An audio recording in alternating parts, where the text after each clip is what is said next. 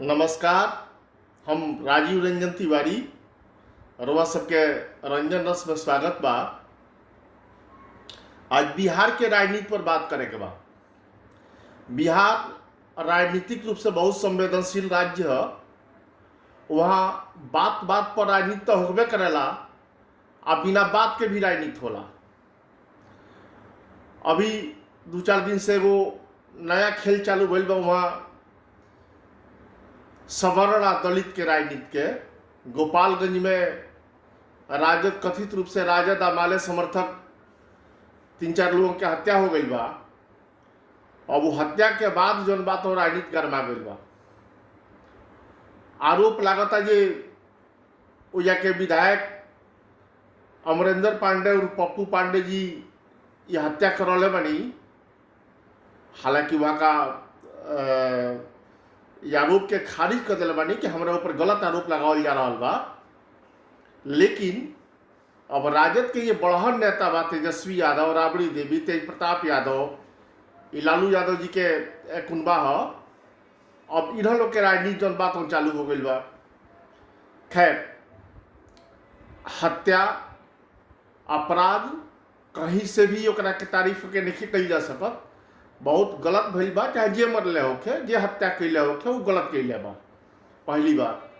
दूसरी बात ई कि यदि अब तेजस्वी यादव और राजद के लोग यदि राजनीति करता तो अभी विचार करे के बाटे कि वो राजनीति के का असर पड़ी बिहार के राजनीति पर। तो ये बात रुआ सब जान ली कि बिहार के खास करके उत्तर बिहार में, पश्चिमी बिहार में ये राजनीति चालू हो गई बा दलित सवर्ण वाला। आयकर बिहार के राजनीति पर असर जरूर पड़ेगी। गोलबंदी चालू हो जाएगी। सवर्ण लोग एक तरफ आ दलित और अदर कास्ट जो बाड़ी सन एक तरफ हो जाए। सब चुनाव होके वाला बा बिहार में।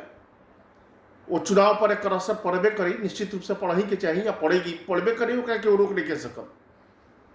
तो इहो बात हम बता देता नहीं कि यदि राजनीतिक रंग ले लेता तो ये बात जान ली कि तेजस्वी यादव के ग्राफ बढ़ी बिहार में।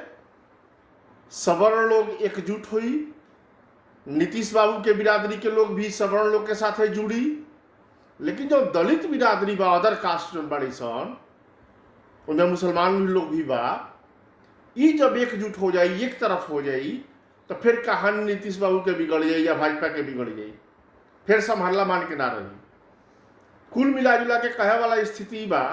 नौ राजनीतिक विश्लेषक लोग, जो जानकार लोग, बिहार के जानकार लोग जो बता रहा बा कि जौन काली के ड्रामा भइल बा पटना में, उछल कूद जौन मचल बा, एक लाभ तेजस्वी के मिली। अभी देखे वाला बात ये बाटे कि नीतीश बाबू ये मिले वाला लाभ के कितना रोक पावत रहे। लेकिन हमारा नहीं बुझा कि नीतीश बाबू एक रोक पाई है। बहरहाल अब देखी सब आगे का होता। फिलहाल हमारे वीडियो देखत रही सब आ बढ़िया बढ़िया बात सुने खातिर एक लाइक शेयर सब्सक्राइब करी सब आ ज़्यादा से ज़्यादा एक फैलावला के काम बा। नमस्कार, बहुत बहुत धन्यवाद रउआ सबके।